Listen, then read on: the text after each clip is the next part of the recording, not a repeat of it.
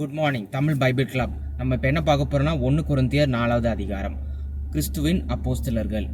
மக்கள் நம்மை பற்றி நினைக்க வேண்டியது இதுவாகும், நாம் கிறிஸ்துவின் பணியாட்களே. ஸோ நம்ம இப்போது ஒரு அப்போஸ்தலன் என்ன நினைக்கணும்னா நான் ஒரு பெரிய ரோபு போட்ட ஒரு பெரிய மனுஷன், ஒரு பெரிய சிம்பிள், ஒரு பெரிய ஸ்டேட்டஸு அப்படின்னு சொல்லி நினைக்கக்கூடாது. நாம் வெறும் கிறிஸ்துவின் பணியாட்களே, கிரைஸ்டோடைய அட்டெண்டன்ட், கிரைஸ்டோடைய ஹெல்ப்பர். அதாவது கிரைஸ்ட் என்ன சொல்கிறாரோ அதை இந்த உலகத்தில் நடத்த வேண்டியது என்னுடைய கடமை. இப்போ அவர் ஒரு விஷன் மூலமாக ஏதாவது சொல்கிறாரு, இங்கே ஊழியம் போங்க, இல்லை அந்த ஃபேமிலிக்கு ஒரு நற்செயல் செய்யுங்க அப்படின்னு சொல்லி கிறிஸ்து பேசுகிறார் பார்த்தீங்களா, பரிசுத்த ஆவியானவர் மூலமாக. அதை செய்ய வேண்டியது என்னது? அந்த அப்போஸ்தலன் அல்லது அந்த சீடனுடைய கடமை. அதுதான் நாங்கள் அந்த ஒரு தாட்டு தான் வரணும் அப்போஸ்தலர் அப்படின்னு சொல்லி யாராவது சொன்னா அப்படிங்கிறது. ஸோ அந்த இது ஹியூமிலிட்டி ரொம்ப முக்கியம். என்றைக்குமே நான் பெரிய ஆள், நான் ஊழியத்தில் பெரிய ஆள், நான் பெரிய மினிஸ்டர், ரைட் ரெவரன் அப்படின்னு சொல்லிலாம் டைட்டில் அடிக்கடிக்கெலாம் வைக்கக்கூடாது. பைபிளில் இருக்கிறத சொல்கிறேன் நான். ஒரு விஷயத்தில் அதாவது என்ன சொல்கிறாருன்னா, தேவன் தமது ரகசியமான உண்மைகளை ஒப்படைத்திருக்கிற மக்கள் நாமே. தேவன் கொடுத்திருக்கிற ரகசியங்கள், பரலோகத்தை பற்றி, கிறிஸ்துவை பற்றி, பரிசுத்த ஆவியானவரின் வல்லமையை பற்றி, இந்த சில ரகசியங்கள், அதாவது உலகத்தில் உள்ள டிஃப்ரெண்ட்டான விஷயங்கள், அந்த சீக்ரெட்ஸை ஒப்படைக்கிறதுக்காக அப்போஸ்தலர்கள் இந்த உலகத்தில் இருக்காங்க.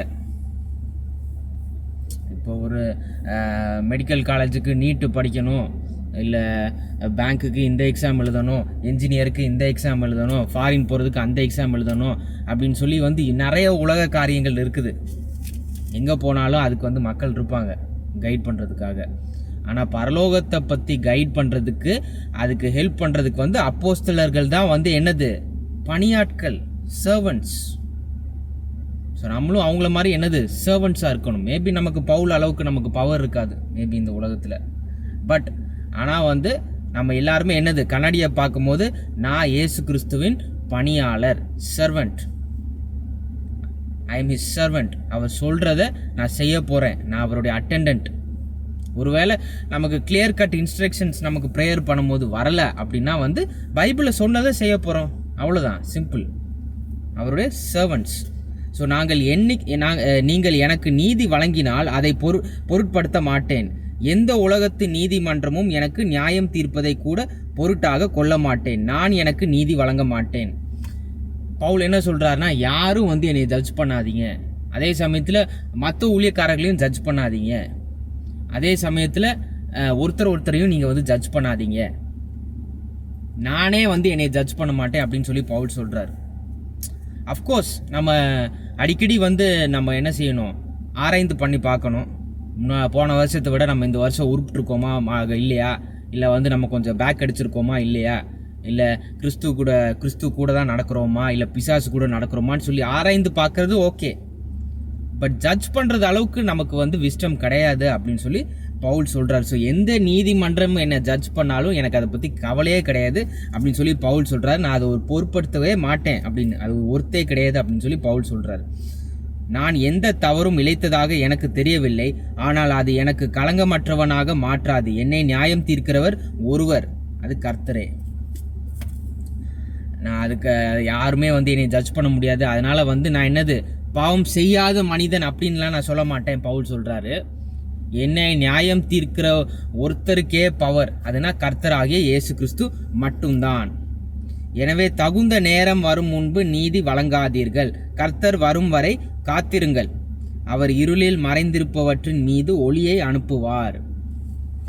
அடிக்கடி நமக்கு தாட்ஸ் வரும், அதாவது ஜட்ஜ் பண்ணுற தாட்ஸ் வரும், டிசர்ன்மெண்ட்டுங்கிற பேரில். அஃப்கோர்ஸ் டிசர்ன்மெண்ட்டுங்கிறது ரொம்ப முக்கியம். எது தீய சக்தி, எது நல்ல சக்தி, எது பரலோகத்திலேருந்து வருது, எது பிசாஸ்டேருந்து வருது, அவர் எது நரகத்திலேருந்து வருதுன்னு சொல்லி அந்த டிசர்ன்மெண்ட் ஆஃப் ஈவில் ஸ்பிரிட்ஸ் நமக்கு ரொம்ப ரொம்ப முக்கியம் தான். அது இல்லைன்னு சொல்லலை. பட் ஆனால் ஒரு சில நேரம் நம்ம ரொம்ப அப்சஷனில் இருப்போம். இந்த ஊழியக்காரர் உண்மையிலே ஊழியம் பண்ணுறானா, இல்லை இந்த ஊழியக்காரன் அவன் விடுற மியூசிக்கு பாட்டெல்லாம் உண்மையிலே இயேசு கிறிஸ்துக்காக எழுதினாரா, இல்லை வெறும் யூடியூப் வியூஸ்க்காக தான் எழுதுறாரா, உண்மையிலேயே வந்து மக்களுக்கு காஸ்பிள் தெரியணுங்கிறதுக்காக தான் இந்த பாட்டு ரிலீஸ் பண்ணியிருக்காரா, இல்லை பணம் சம்பாதிக்கிறதுக்காக தான் அவன் இந்த பாட்டு ரிலீஸ் பண்ணியிருக்காரா அப்படிங்கிறது ரொம்ப ரொம்ப ஓவராக மண்டையை போட்டு உடைக்காதீங்க. ஒரு விஷயம் வந்து நீங்கள் கிறிஸ்துவோட சம்மந்தம் இல்லைன்னா வந்து ஜஸ்ட் அவாய்டு. அது வந்து பப்ளிக்காக வந்து அதை பற்றி வாய்ஸ் பண்ணணும், அதை வந்து ஜட்ஜ் பண்ணணும், இல்லை நம்ம வந்து அவங்கள விட பெட்டர் அப்படின்னு சொல்லி வந்து எக்காரணத்துக்கும் நம்ம ஜட்ஜ் பண்ணக்கூடாது. ஜட்ஜ் பண்ணுற ஒரே ஒருத்தருக்கு தான் பவர்னால் அது வந்து கர்த்தராகிய இயேசு கிறிஸ்து மட்டும்தான். உலகத்தில் யாரை ஜட்ஜ் பண்ணுறதுனால என்னது, ஒரே ஒரு பவர்னா ஒன்லி ஃபார் ஜீசஸ். அக்யூஸ் பண்ணுறது, அது எதுக்கு எடுத்தாலும் வந்து குறை சொல்கிறது வந்து என்னது, பிசாசுடைய வேலை. ஸோ நம்ம ஜீசஸ் மாதிரி அன்பு செலுத்த வேண்டும், ஜீசஸ் மாதிரி மினிஸ்ட்ரி பண்ண வேண்டும். ஜீசஸ் வந்து என்னதான் வந்து பரலோகத்தில் கர்த்தராக இருந்தாலும் உலகத்தில் வந்து சர்வெண்ட் மாதிரி வேலை பார்த்தார். அவருடைய சீடர்களின் கால்களை கழுவினார். இத்தனைக்கும் ஆம்பளைகளோட காலத்தை கழுவினார், நாட் ஃபார் லேடிஸ். ஸோ அவருடைய பியூர் ஹார்ட், அவருடைய மதர் ப்ளஸ் ஃபாதர் கேரக்டரிஸ்டிக்ஸ், அவருடைய பியூர் லவ் வந்து அவருடைய லைஃப் டைமில் நம்ம படிச்சிருக்கோம். ஸோ அதுதான் வந்து நம்ம ஃபோக்கஸ் பண்ணுமே தவிர எவனை பற்றி குறை சொல்கிறது, எவன் உண்மையான ஊழியக்காரன், எவன் போலி ஊழியக்காரன் அப்படிங்கிறது வந்து என்னது, அதை பற்றி யோசிச்சா வந்து நமக்கு தான் டைம் வேஸ்ட்டு. பிசாஸ் வந்து பின்னாடிலேருந்து சிரிச்சுட்டு தான் இருப்பான், பாடுறா அவங்களே அவங்களுக்குள்ளால அடிச்சுக்கிறாங்க அப்படின்னு. ஆமாம், ஒருத்தன் தவறான போதனை செஞ்சால் நம்ம வந்து என்னது அட்வைஸ் பண்ணலாம் மக்கள்கிட்ட, இல்லைடா பைபிளுக்கு ஏற்ற மாதிரி அவன் பேசலாம் அப்படின்னு சொல்கிற, அப்படி சொல்லலாம், அது தவறு இல்லை. ஆனால் எப்போ பார்த்தாலும் நியாயம் தீர்க்கிறது ஜட்ஜ் பண்ணுறது தான் என்னுடைய கடமை, அதுதான் வந்து என்னுடைய வேலை அப்படின்னு சொல்லிட்டு வந்து இதுதான் வந்து சொல்லி அலையக்கூடாது. தகுந்த நேரம் வரும் முன்பு நீதி வழங்காதீர்கள். இயேசு கிறிஸ்து 2ஆம் வருகை வரும்போது எதெல்லாம் இருள் இருந்துச்சோ அதில் வெளிச்சம் வந்துடும். யாரோட இருதயத்தில் என்ன சீக்ரெட் இருந்துச்சோ அது வெளிப்படையாக வரதான் போகுது. மக்களின் மனதில் இருக்கும் ரகசியமான விஷயங்கள் அவர் வெளிப்படுத்துவார். சில பேர்லாம் வந்து அமைதியாக இருப்பாங்க, ஆனால் அவங்களுக்குள்ள இருதயத்தில் என்னென்ன விஷயங்கள்லாம் இருக்குதோ என்னது வெளிப்படையாக வரப்போகுது. யாரும் தப்பிக்க முடியாது நியாய தீர்ப்பு நாள் அன்னைக்கு. அதனால் என்னது, முட்டி போட்டு இயேசு கிறிஸ்துவே உங்கள் தயவு, உங்கள் இரக்கம், உங்கள் கிருபை வந்து எக்காரணத்துக்கும் என்னை விட்டு போகாது இருப்பாயாக அப்படின்னு சொல்லி என்னது ஹம்புளாக இருக்கணும். அதுதான் ரொம்ப ரொம்ப முக்கியம். அதனால் மற்றவங்க லைஃப்பில் நம்ம வந்து ஃபோக்கஸ் பண்ணாமல் நம்மளுடைய லைஃப்பில் நம்ம ஃபோக்கஸ் பண்ணணும். ரகசியமான விஷயங்கள் எல்லாமே, பரலோகத்தில் உள்ள ரகசியமான விஷயங்கள், நரகத்தில் உள்ள ரகசியமான விஷயங்கள் எல்லாமே வெளிப்பட தான் வரப்போகுது. இயேசு கிறிஸ்துவின் 2ஆம் வருகை அது ரொம்ப மிக சமீபமாக வந்துக்கிட்டு இருக்கு. ஒவ்வொரு மனிதனுக்கும் உரிய கீர்த்தியை அவனவனுக்கு கிடைக்கும்படியாக செய்வார். ஸோ யாரெல்லாம் கிறிஸ்துவுக்குள் ரட்சிக்கப்பட்ட மனிதர்கள், கிறிஸ்துவுக்குள் இறந்து போயிட்டாங்களோ, அவங்க செய்த நற்கிரியைகள் நற்செயல்களுக்கும் அதற்குரிய பெலன், அதற்குரிய கிஃப்ட், அதற்குரிய ரிவார்டு கட்டாயம் கிடைக்கும். ஸோ அதனால் என்னது, அந்த நேரம் every one is going to price Jesus. அந்த நேரம் நம்ம செஞ்ச எந்த ஒரு தொழில் இயேசுவின் நாமத்தில் இங்கே செஞ்சது வந்து என்னது அங்கே வந்து அழிக்கப்படாது. It is recorded. சகோதர சகோதரிகளே, அப்போலோவையும் என்னையும் இவற்றில் உதாரணங்களாக நான் உங்களுக்கு காட்டினேன். ஸோ அப்போலோஸ் அப்படின்னு சொல்லி ஒரு அப்போஸ்தலன் இருக்கான், அண்ட் பவுல் இதை எழுதின இந்த கடிதம் எழுதியவர். ஸோ பவுல் வந்து அவங்க 2 பேரையும் பற்றி என்னது ஒரு எக்ஸாம்பிளாக சொல்கிறாரு. எழுதப்பட்டுள்ள சொற்களின் பொருளை எங்களிடமிருந்து நீங்கள் அறிந்து கொள்ளுமாறு இதை செய்தேன். வேத வாக்கியங்களில் எழுதியிருப்பதை பின்பற்றி நடவுங்கள். ஸ்கிரிப்சர்ஸ், இந்த ஆக்ஸு, ரோமன்ஸு, கொரிந்தியன்ஸு, அந்த எபிசில்ஸ், அப்புறம் ரெவலேஷன் புக்லாம் இந்த டயத்தில் வரல. இப்போ தான் வந்து லெட்டரை எழுதிட்டு இருக்கார் பவுல் எல்லா மனிதர்களுக்கும். ஸோ இயேசு கிறிஸ்து சொல்லி கொடுத்தது வரைக்கும் என்னது, இந்த வேத வசனங்கள் எல்லாமே என்னது தினமும் தியானம் செய்ய வேண்டும். இதை பற்றியே யோசிச்சுக்கிட்டு இருக்கணும். இதை ஜெபத்துலேயும் இன்கார்பரேட் பண்ணணும், உங்கள் லைஃப்லேயும் வந்து என்னது அப்ளை பண்ணணும். அந்த இல்லை நான் அப்போலோஸ் கட்சி, இல்லை நான் பவுல் கட்சி அப்படின்னு சொல்லிட்டு தெரியக்கூடாது. நல்ல விஷயங்கள் எடுத்துக்கலாம் எங்ககிட்ட இருந்து, அது இல்லைன்னு சொல்லலை அப்படின்னு சொல்லி பவுல் சொல்கிறாரு. ஆனால் என்னது, மனிதர்களை ஃபாலோ பண்ணாத, இயேசு கிறிஸ்து ஆகிய தேவ வார்த்தையை வந்து என்னது பின்பற்ற வேண்டும் அப்படின்னு சொல்லி பவுல் சொல்கிறாரு. அதுதான் முக்கியம். அப்போது நீங்கள் ஒருவனை குறித்து பெருமை பாராட்டி இன்னொருவனை வெறுக்க மாட்டீர்கள். ஸோ நிறைய பேர் வந்து இந்த கிறிஸ்டியன் சிங்கருடைய ஃபேனாக இருப்பாங்க, இல்லை அந்த கிறிஸ்டியன் சிங்கருடைய ஃபேனாக இருப்பாங்க, இல்லை இந்த சர்ச்சு தான் பெரிய சர்ச்சு அப்படின்னு சொல்லி வந்து எல்லாம் அப்படி கட்சியாக அப்படி வந்து டிவிஷனாக இருக்கும், அப்படி குத்து பரோட்டா மாதிரி. அப்படிலாம் வந்து ரொம்ப வெளியே சொல்லிட்டு திரியிறாதீங்க. இந்த சர்ச் தான் இன்னும் பெட்டர், அந்த சர்ச் வேஸ்ட்டு அப்படி சொல்ல கிடையாது. ஒரு சர்ச் பில்டிங் வந்துட்டோமா, மற்ற பிலீவர்ஸோட சேர்ந்து நம்ம ஒரு மெசேஜை கேட்குறோமா, மெசேஜ் ஒழுங்காக இருக்குதா கேளுங்க, மெசேஜ் நல்லா இல்லையா கண்ணை மூடி ஜெபம் பண்ணுங்க. பட் கான்ஸ்டன்ட்லி ஃபோக்கஸ் ஆன் என்னது, இயேசு கிறிஸ்துவோடைய என்னது வேத வசனங்களை பற்றி நம்ம கான்ஸ்டண்ட்டாக ஃபோக்கஸ் பண்ண வேண்டும். அதுதான் ரொம்ப முக்கியம். நீங்கள் பிற மக்களை விட சிறந்தவர்கள் என்று யார் கூறினார்கள்? உங்களுக்கு கொடுக்கப்பட்டவற்றை நீங்கள் அனுபவிக்கிறீர்கள். உங்களுக்கு தரப்பட்டவையே உங்களுக்கு வாய்த்திருக்கையில் அவற்றை உங்கள் வல்லமையால் பெற்றதாக நீங்கள் ஏன் பெருமை அடைய வேண்டும்? இப்போ இயேசு கிறிஸ்து உங்களுக்கெல்லாம் ரட்சிப்பு என்னும் கிஃப்டை கொடுத்துருக்காரு, என்னும் பரிசை வந்து உங்களுக்கு கொடுத்துருக்காரு. பரிசுத்த ஆவியானவரின் சில வரங்கள் கொடுத்துருக்காரு, பரிசுத்த ஆவியின் கனிகளை சில பேருக்கு கொடுத்துருக்காரு.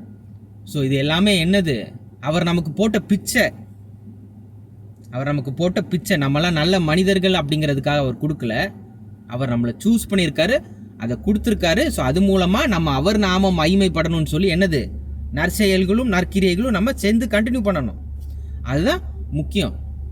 எக்காரணத்துக்கும் வந்து நமக்கு வந்து ஒரு பெரிய ப்ரெஸ்டீஜ் இல்லை ஒரு பெரிய ஈகோ இருக்கக்கூடாது. அவனுக்கும் ஜீசஸுக்கும் எந்த சம்மந்தம் கிடையாது, பாடுற அவன் எந்த குடும்பத்தில் பிறந்திருக்கான் அப்படின்னு சொல்லி வந்து அப்படி நினைக்கவே கூடாது. ஏன்னா நமக்கு ஜீசஸை பற்றி தெரியுது, நமக்கு ஜீசஸோட ரகசியங்களை பற்றி தெரியுது. அவர் இவ்வளோ விஷயங்கள் நமக்கு வெளிப்படையாக நம்ம சொல்லியிருக்காருன்னா வந்து என்னது, அது அவர் நமக்கு போட்ட பிச்சை. அதனால் அவருடைய சர்வெண்ட் ஆகிய நாம வந்து என்னது, we have to bow down and say thank you Jesus. அதுதான் நம்ம சொல்லணும், வேற வழி கிடையாது.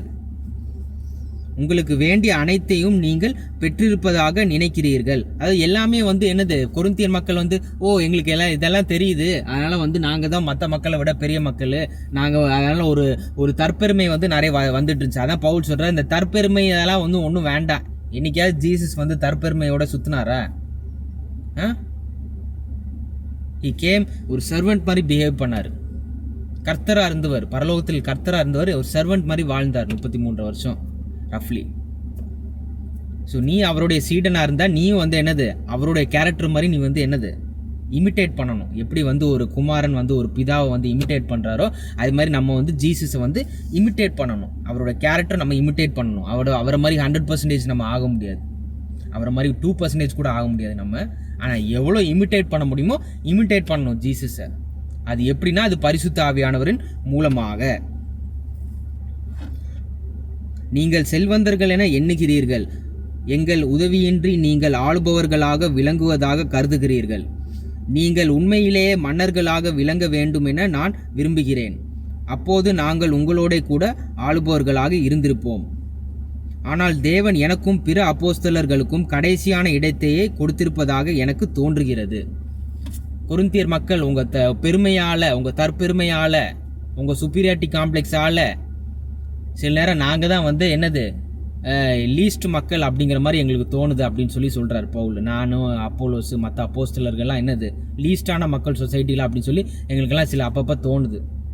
தற்பெருமை வேண்டாம். இப்போ இந்த ரோமர் மக்கள்லாம் வந்து ஒரு வெளிநாட்டுக்கு போய் ஒரு போரில் ஜெயிச்சிட்டாங்கன்னா அங்கே ஹாஸ்டேஜாக கேப்சர் பண்ணியிருப்பாங்களே சில மக்கள், அதாவது பிரிசனர்ஸ் ஆஃப் வார். அங்கே தோற்கடித்த மக்களை வந்து ஒரு சில பேரை வந்து என்னது தூக்கிட்டு வந்துடுவாங்க. தூக்கிட்டு வந்து வேணுன்ட்டு ரோட்டில் ஃபுல்லாக தரன்னு இழுத்துருவானுங்க பப்ளிக்கில், எல்லாரும் பார்க்குற மாதிரி. அதாவது பாருங்கள், வெளிநாட்டிலேருந்து இவனுங்களாம் நாங்கள் பிடிச்சிட்டோம், இன்னும் கொஞ்சம் நேரத்தில் வந்து அவங்கள அரிநாளில் சாகடிக்க போகிறோம், அதுக்கு முன்னாடி எல்லாரும் வந்து பாருங்கள் நாங்கள் அங்கேருந்து கிடைச்ச ட்ரோஃபி, அங்கேருந்து கிடைச்ச கோல்டு, இந்த பிரிசனர்ஸ் எல்லாம் பாருங்கள் மக்களே அப்படின்னு சொல்லி என்னது இழுத்துட்டு போவாங்களாம் ரோமர் மக்கள். ஸோ அது மாதிரி வந்து என்னது இந்த இழுத்துட்டு போகிறாங்க அந்த பிரிசனர்ஸு, அது மாதிரி இந்த பிரிசனர்ஸ் தான் நாங்கங்கிற மாதிரி இருக்குது அப்படின்னு சொல்லி பவுல் சொல்கிறாரு. ஒரு ஸ்லைட் ஷோவில் எது கடைசியான ஸ்லைடோ அதுதான் நாங்கங்கிற மாதிரி இருக்குது. நீங்கள் அந்த அளவுக்கு நீங்கள் தற்பெருமையாக இருக்கீங்க அப்படின்னு அதை அழிச்சிருங்க அப்படின்னு சொல்லி பவுல் சொல்கிறார். ஏன்னா எல்லாமே வந்து நமக்கு பரிசாக தான் கிடச்சிருக்கு. இந்த பரிசை மற்றவங்க கூட நம்ம ஷேர் பண்ணணும். இயேசு கிறிஸ்துவின் சுவிசேஷத்தை வந்து மற்ற மக்கள்கிட்ட சொல்லும் போது முக்கால்வாசி மக்கள் வந்து இந்த காதில் வாங்கி இந்த காதில் விட்டுருவாங்க. பட் பரிசுத்த ஆவியானவரின் சித்தம் இருந்துச்சுன்னா கட்டாயம் வந்து என்னது அவங்களும் கிறிஸ்துவுக்குள்ளே வருவாங்க. ஸோ ஆனால் செய்ய வேண்டிய கடமையை நம்ம செஞ்சு தான் ஆகணும் இயேசுவின் நாமத்தில். அதுக்காக வந்து நம்ம நிறுத்தக்கூடாது. ஆனால் தேவன் எனக்கும் பிற அப்போஸ்தலர்களுக்கும் கடைசியான இடத்தையே கொடுத்திருப்பதாக எனக்கு தோன்றுது. எல்லாரும் பார்த்திருக்கிற மரண தண்டனை அளிக்கப்பட மனிதர்களை போன்றவர்கள் நாங்கள். நான் சொன்னேன்ல அந்த ரோமன்ஸ் வந்து பிரிசனர்ஸை இழுக்கும் போது, தேவ தூதர்களும் மனிதர்களும் முழு உலகமும் பார்த்திருக்கும் ஒரு காட்சியை போன்றவர்கள் நாங்கள். ஸோ எல்லாரும் வந்து எங்களை வந்து ஒரு ஸ்பெக்டக்கிள் மாதிரி பார்க்குறாங்க, சொசைட்டியில் உள்ள கடைசி லீஸ்ட் மக்கள் மாதிரி. அதை பற்றி எனக்கு கவலை இல்லை. ஆனால் வந்து என்னது, உங்கள் தற்பெருமையை நீங்கள் குறைச்சிக்கோங்க, ஏன்னா இயேசு கிறிஸ்துவுக்கு அது பிடிக்காது. அதுதான் பவுலோட பாயிண்ட்டு. கிறிஸ்துவுக்கு நாங்கள் மூடர்கள். We are fools in Christ, fools for Christ. இப்போ எப்படி சில ஒருத்தன் சொல்லுவான் பார்த்தீங்களா, நான் அவன் மேலே பைத்தியமாக இருக்கேன்டா அப்படிங்கிற மாதிரி சொல்லுவாங்க பார்த்தீங்களா அந்த காதலர்கள்லாம். அது மாதிரி என்னது, நான் இயேசு கிறிஸ்து மேலே பைத்தியமாக இருக்கேன், ஏன்னா எனக்கு பரலோகத்தோடைய ஒத்து தெரியும். அது மாதிரி பரலோகத்தோட ஒருத்து கேட்குறவங்களும் உங்களுக்கும் தெரியணும். சாகிற வரைக்கும் என்னது, லைஃப் வந்து நல்லா தான் போகும், அப்பு போகும், டவுனு போகும், நடுவில் போகும், டேர்னிங் போகும், இப்படி போகும். ஆனால் இது எல்லாமே என்னது, டெம்பரரி. நாளைக்கு வந்து ஏசு கிறிஸ்துட்ட என்னது, நம்ம பதில் சொல்ல வேண்டியது வரும். இங்கே செய்கிற அசிங்கத்தை எல்லாத்துக்கும் நம்ம என்னது பதில் சொல்ல வேண்டியது வரும். அதனால் ஒழுங்காக ஏசு கிறிஸ்து மேலே முழு விசுவாசம் வச்சு, அவர் சிந்தின பியூரான ரத்தத்தை என்னது நம்ம மேலே அப்ளை பண்ணுறதுக்காக அவர்கிட்ட கெஞ்சி, அதுக்கப்புறம் பரிசுத்த ஆவியானவரின் கனிகளையும் வரங்களையும் கேட்டு வாங்கி மினிஸ்ட்ரி செய்கிறதா என்னது நம்ம கடமை. அவ்வளவாது நம்ம செய்யணும், இல்லாட்டி நாளைக்கு நம்ம தான் வெட்கப்படுற மாதிரி ஆகும். கிறிஸ்துவுக்குள் நாங்கள் மூடர்கள், ஆனால் கிறிஸ்துவுக்குள் ஞானிகளாக நீங்கள் உங்களை கருதுகிறீர்கள். நாங்கள் பலவீனர்கள், ஆனால் நீங்கள் பலசாலிகளாக நினைக்கிறீர்கள். மக்கள் உங்களை கௌரவிக்கின்றனர், ஆனால் அவர்கள் எங்களை கௌரவப்படுத்தவில்லை.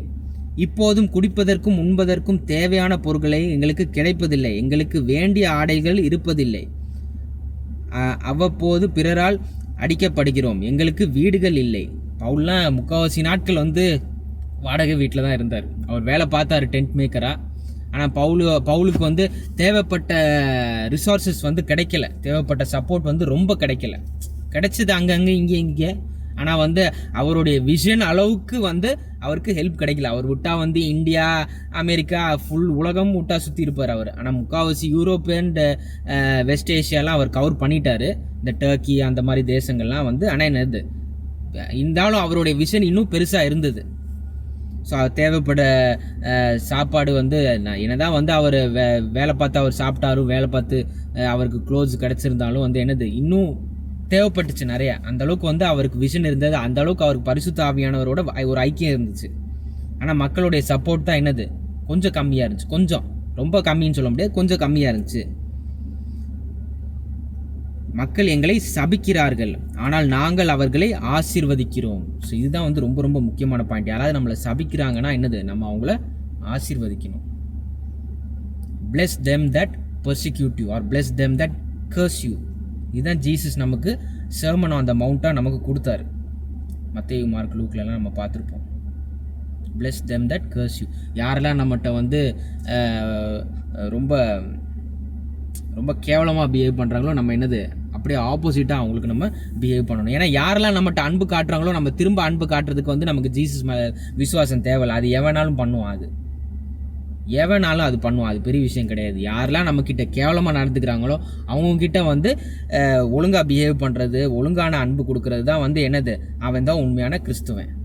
ஸோ மன்னிக்க வேண்டியது மிக மிக முக்கியம். ஆனால் இது வந்து இந்த பாயிண்ட் வந்து ரொம்ப டிஃபிகல்ட்டாக இருந்துச்சு கிரீக் மக்களுக்கு. ஏன்னா கிரீக் மக்களுக்கு வந்து எப்பயுமே வந்து அவங்க வந்து எந்த இன்சல்ட்டுமே வந்து லைட்டாக எடுத்துக்க மாட்டாங்க. சொசைட்டிலாம் எவனாவது என்னை இன்சல்ட் பண்ணால் அவ்வளோதான், 100 மடங்கு திரும்ப கொடுத்துருவேங்கிற மாதிரி தான் இந்த கிரீக் மக்களுடைய பர்சனாலிட்டி. அதுக்காக மற்ற தேசத்தில் கிடையாதுன்னு இல்லை. பட் இது எழுதின டயத்தில், பவுல் இந்த லெட்டர் எழுதின டயத்தில் கிரீக் மக்களுக்கு வந்து மிக அதிகமாக வந்து ஒரு செல்ஃப் எஸ்டீம் இருந்தது. அதாவது என்ன சொல்ல, ஒரு ஈகோ, ஒரு ப்ரெஸ்டீஜ்னு சொல்லுவாங்கல்ல. அதாவது அது எப்படா நீ ஏன்ட்ட அப்படி சொல்லலாம், நான் யாருன்னு உனக்கு தெரியுமா, அந்த மாதிரிப்பட்ட என்னது எந்த ஒரு இன்சல்ட்டும் அவங்க காதில் வாங்கி வந்து அப்போனண்ட் வந்து சமாதானமாக போய் பார்த்ததே கிடையாது. அந்தளவுக்கு வந்து கிரீக்குக்கு வந்து ரொம்ப கொஞ்சம் இது அதிகம், ப்ரைடு கொஞ்சம் அதிகம். ஆனால் ஹியூமிலிட்டி வந்து ரொம்ப மிக குறைவு. ஆனால் ஹியூமிலிட்டி தான் நமக்கு வேணும் அப்படின்னு சொல்லி பவுல் சொல்கிறார். ஸோ பவுல் இந்த கடிதம் எழுதும் போது ரொம்ப டிஃப்ரெண்ட்டாக இருந்திருக்கும் கிரீக் மக்களுக்கு. அது எப்போ நம்மளை எவனா சபிக்கும் போது நம்ம அவங்கள ஆசீர்வதிக்க முடியும். ஆனால் அதுதான் தட் இஸ் த ஜீசஸ் வே, அதுதான் ரொம்ப முக்கியம். மக்கள் எங்களை குறித்து தீமைகளை பேசினாலும் நாங்கள் அவர்களை குறித்து நல்லவற்றையே பேசுகிறோம். ஸ்லாண்டர் அப்படின்னு சொல்லி இங்கிலீஷில் ஒரு வார்த்தை இருக்குது, நம்மளை பற்றி தவறாக பேசுறது. அதுவும் ஒரு வகையான ஒரு பெர்சிக்யூஷன். என்ன தவறாக பேசினாலும் கண்டினியூஸாக நம்ம என்னது அன்பு கொடுத்து தான் ஆகணும். இப்போ நான் வேலை பார்க்குற ஆஃபீஸ்லேயுமே நிறைய பேர் என்னை பற்றி ரொம்ப ரொம்ப அசிங்கமாக தான் பேசுவாங்க, தரை குறைவாக தான் பேசுவாங்க. அது ஒரு 50%. மீதி 50% என்னை பற்றி நல்லதும் பேசுவாங்க. அதே மாதிரி தான் வெளியில் சொசைட்டிலையும் 50% நல்ல ரிப்போர்ட் கிடைக்கும், 50% கெட்ட ரிப்போர்ட் கிடைக்கும். அதுக்காக நான் அசிங்கமாக செஞ்சுட்டு போகிறதுன்னு அர்த்தம் கிடையாது. வந்து எவன் என்ன பண்ணுறானோ என்னது நம்ம அதுக்கு வந்து அன்பு திரும்ப கொடுத்து தான் ஆகணும். நம்ம கரெக்டாக இருக்கணும், அதுதான் மிக முக்கியம். பூமியின் கழிவு பொருள்களாகவும் அழுக்காகவும் மக்கள் எங்களை இதுவரைக்கும் நடத்தி வந்துள்ளார்கள். நீங்கள் வெட்கமடையுமாறு செய்ய நான் முயலவில்லை. ஸோ இவ்வளவும் நான் எழுதுறது வந்து உங்களை வந்து திட்டுறதுக்கு நினைக்காதீங்க, சிச்சுவேஷனை நான் சொல்கிறேன். பூமியில் உள்ள அழுக்கு மாதிரி எங்களை பார்க்குறாங்க. யாருமே வந்து எங்களை வந்து என்னது ரெஸ்பெக்ட் பண்ணுறதே கிடையாது. நீங்கள் வெட்கையும் கருதி வெற்றையெல்லாம் நாங்கள் இதெல்லாம் உங்களுக்கு எச்சரிக்கையாக நாங்கள் எழுதுகிறோம். அதனால தான் வந்து இதெல்லாமே நாங்கள் செய்கிறோம். இப்போ நான் வந்து இந்த யூடியூப் சேனல் பண்ணுறேன்னா வந்து இது சம்பாதிக்கிறது கிடையாது. ஒரு 4 பேர் பார்த்து பைபிள் அவங்களுக்கு இப்போ புரியுதா, நல்ல விஷயம். பரலோகத்துக்கு சந்தோஷம், தேவதூதர்களுக்கு சந்தோஷம். ஒரு புது ஆத்மாவுக்கு வந்து தேவ வசனங்களை வந்து என்னது புரிஞ்சு அதுக்கேற்ற மாதிரி அவன் நடந்துக்கிறான், இந்த செய்தியை கேட்டானா அது ஒரு இட்ஸ் குட் திங். இதெல்லாம் வந்து ஒரு எச்சரிக்கை மக்களுக்கு. கிறிஸ்துவில் 10,000 போதகர்கள் நீங்கள் பெற்றிருக்கலாம், ஆனால் உங்களுக்கு பல தந்தையர் இல்லை. நற்செய்தியின் மூலமாக கிறிஸ்து இயேசுவில் நான் உங்களுக்கு தந்தையானேன். ஸோ இதுதான் வந்து ஒரு ரொம்ப ஃபேமஸான வசனம். அதனால் நிறைய சர்ச்சஸில் வந்து இப்படி சொல்லுவாங்க. இப்போ ஒரு புது மகன் வந்தானா வந்து I am your spiritual father அப்படின்னு சொல்லுவாங்க சில பாஸ்டர்ஸ் வந்து. ஜீசஸ் வந்து என்ன சொன்னார்னா வந்து என்ன தவிர அதை பரலோக பிதாவை தவிர வந்து யாரையும் வந்து பிதான்னு சொல்லி வந்து அழைக்காதீங்க அப்படின்னு சொல்லி சொன்னார். So I don't know Paul இது வந்து சொன்னது வந்து கரெக்டாக என்னங்கிறது எனக்கு தெரியல. பட் ஆனால் வந்து அவர் என்ன சொல்ல வர்றாருன்னா வந்து நாட் தட் அவரை வந்து பரலோக பிதாவோட அவரை கம்பேர் பண்ணல. ஜஸ்ட் இயேசு கிறிஸ்துவின் சுவிசேஷம் மூலமாக நம்ம எல்லாரும் ஒன்றாயிட்டோம் பார்த்தீங்களா, அதில் நான் உங்களுக்கு ஒரு அப்பா மாதிரி அப்படிங்கிற மாதிரி அவர் சொல்கிறாரு. ஏன்னா பவுலோட ஏஜ் கூட ஸோ நம்ம ஊழியம் செய்யும் போது எப்பயுமே வந்து நம்ம வார்த்தையை ரிசீவ் பண்ணுற மக்களை வந்து நம்ம வந்து குழந்தைங்க மாதிரி தான் நம்ம பார்த்துக்கணும். அப்போ தான் வந்து தேவையில்லாத சண்டைகள், தேவையில்லாத ரூமர்ஸு எதுவுமே வராது. எப்பயுமே வந்து அந்த நேரம் என்னது நம்ம ஒரு வயசானவை மாதிரி தான் நம்ம பேசணும். இப்போ ஏசு கிறிஸ்துவே என்னது ஊழியம் 30 to 33.5 years ஓல்டு பண்ணாங்கன்னு சொல்கிறாங்க பார்த்தி. அதுக்கு முன்னாடியே பண்ணியிருப்பார்.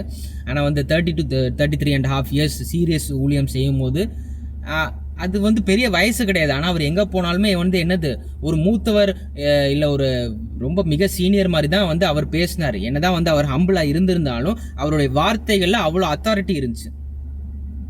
நாளைக்கு அவரையும் ஒரு பொண்ணையும் வச்சு தப்பாக பேசக்கூடாது, இல்லை அவரையும் வேற யாராவது வச்சு தவறாக பேசக்கூடாதுங்கிறதுக்காகவே வந்து எங்கே போனாலும் ஒரு அத்தாரிட்டியாக பேசினார். ஏன்னா அவரும் தான் வந்து மரியாள், மேரி, பல லேடிஸ் கிட்டையும் அவர் பேசினார், ஜென்ஸ் கிட்டையும் பேசினார், குழந்தைங்கிட்டையும் பேசினார். ஆனால் வந்து எங்கே போனாலும் வந்து என்னது அவர் ஒரு மூத்தவர் மாதிரி தான் வந்து அவர் பேசினார். ஆமாம், உலகம் ஆரம்பிக்கிறதுக்கு முன்னாடியிலேருந்தே அவர் இருந்திருக்காரு. பட் ஆனால் அந்த நேரத்தில் ஒரு மனிதனா அவருக்கு வயசு கம்மி தான். ஸோ அது மாதிரி வந்து பவுல் என்ன சொல்கிறாரு, இயேசு கிறிஸ்துவின் சுவிசேஷம் மூலமாக நான் உங்களுக்கு ஒரு பிதா மாதிரி ஆயிட்டேன்ப்பா அப்படின்னு சொல்லி பவுல் சொல்கிறாரு. நீங்களும் என்னை போலவே இருக்கும்படி நான் உங்களை வேண்டுகிறேன். அதனாலேயே நான் தீமோத்தேயுவை உங்களிடம் அனுப்புகிறேன். கர்த்தருக்குள் அவன் என் மகன் ஆவான். ஸோ பவுல் வந்து இன்ட்ரடியூஸ் பண்ணுறார் திமோத்தி அப்படின்னு சொல்லி அவருடைய மகனா அவருடைய பவுல் வந்து கல்யாணம் பண்ணலை. ஸோ பவுலோடைய ஸ்பிரிச்சுவல் சன் அப்படின்னு சொல்கிறாப்புல. அதாவது கர்த்தருக்குள் என் மகன் ஃபுல்லாகவே கூடவே இருந்திருக்கான் இந்த பையனை நீங்கள் நம்பலாம், அவனை நான் உங்களுக்கு அனுப்புகிறேன், அவன் கண்டினியூஸாக உங்களுக்கு கவுன்சில் கொடுப்பான், எப்படி ஜீசஸ் கிரைஸ்ட்டை ஃபாலோ பண்ணணும் அப்படின்னு சொல்லி வந்து கண்டினியூஸாக கவுன்சில் கொடுப்பான். அதனால் நீங்கள் எதுவும் பயப்படாதீங்க, அவன் உண்மை உள்ளவன் தான், அவனை பற்றி நீங்கள் எங்கே போனாலும் நல்ல ரிப்போர்ட் கிடைக்கும். கிறிஸ்து இயேசுவில் என் வாழ்வில் நெறியை நீங்கள் நினைவு கூறுவதற்கு அவன் உதவி செய்வான். எல்லா சபைகளிலும் அந்த வாழ்க்கை நெறியையே நான் போதிக்கிறேன்.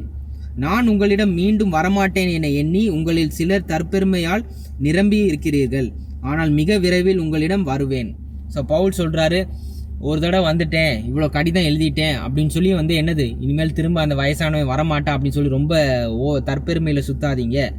இயேசு கிறிஸ்துவின் சித்தம் இருந்ததுன்னா நான் கண்டிப்பாக திரும்ப வருவேன். ஆனால் அது வரைக்கும் உங்கள் என்ன வேலை? இயேசு கிறிஸ்துவின் 2ஆம் வருகைக்காக உங்கள் ஆத்மாவை ஆதாயம் செய்வதற்கு தான் உங்கள் வேலை. அதுக்கு கவுன்சிலிங் கொடுத்துறதுக்காக நாங்கள் என்னது டிமோத்தி அனுப்பிச்சு வைக்கிறேன் அப்படின்னு சொல்லி பவுல் சொல்கிறாரு. ஏன்னா ஞாபகப்படுத்தணும் மக்களுக்கு திரும்ப திரும்ப. ஸோ அங்கே போய் ஜெராக்ஸ் எடுக்க முடியாது. இப்போ பவுல் எழுதின லெட்டர்ஸ்லாம் அங்கே போய் ஜெராக்ஸ் எடுத்துகிட்டு இருக்க முடியாது. பவுல் எழுதின லெட்டர்ஸை மற்றவங்க பார்த்து காப்பி பண்ணி ஒரு பேப்பரில் எழுதி தான் இப்போ வந்து என்னது நமக்கு 2024 இந்தியாவில் நமக்கு ஒரு ஃபுல் பைபிளே இருக்குது. அது எவ்வளோ பெரிய விஷயம். கிரீஸில் எழுதுனது 2000 வருஷத்துக்கு முன்னாடி. அதனால தான் வந்து பவுல் சொல்கிறேன், நான் டிமோத்தி அனுப்புகிறேன். அவனுக்கு இயேசு கிறிஸ்துவை பற்றி நிறைய தெரியும், என்ன மாதிரி, அவன் என் மகன் மாதிரி அப்படின்னு சொல்லி என்னது பவுல் சொல்கிறாரு. உங்களை ஞாபகப்படுத்தி விடுவார். அப்போது தற்பெருமை பாராட்டுவோர் சொல்வதை அல்ல, செயலில் காட்டுவதை காண்பேன். ஸோ தேவனுடைய ராஜ்யம் பேச்சல்ல பலத்திலே என்பதால் இதை காண விரும்புகிறேன். ஸோ தேவனுடைய ராஜ்யம் வெறும் பேச்சல்ல, அதாவது இயேசு கிறிஸ்துவை பற்றி பேசணுமா, அதுக்கப்புறம் வாழ்க்கையில் இந்த குடிக்கிறது, என்னது தீய செயல்கள் செய்கிறது, விபச்சாரம் செய்வது அப்படிலாம் கிடையாது. செயலையும் காட்டணும். அப்போ தான் தேவராஜ்யம் வந்து என்னது நமக்குள்ளே வந்துருச்சு அப்படின்னு அர்த்தம். உங்கள் விருப்பம் என்ன? நான் உங்களிடம் தண்டனை தர வருவதா அல்லது அன்பு மென்மை ஆகியவற்றோடு வருவதா? அடுத்த நான் வரும்போது நான் டிசிப்ளினேரியனாக வரணுமா இல்லை ஒரு அன்பான அப்பாவை வரட்டுமா அப்படின்னு சொல்லி பவுல் கேட்குறாரு. அதெல்லாம் உங்கள் கையில் தான்ப்பா. அதனால் வந்து என்னது தற்பெருமை, இந்த தேவையில்லாத விபச்சாரம், இல்லை வந்து ப்ரைடு, இந்த ஈகோ, அதெல்லாம் எல்லாமே வெளியே தூக்கி போட்டு இயேசு கிறிஸ்துவின் உண்மையான சீடனாக வாழ்ந்து காட்டுங்க. அப்போ தான் தேவனுடைய ராஜ்யம் வந்து உங்களை அக்செப்ட் பண்ணும். ஆமேன்.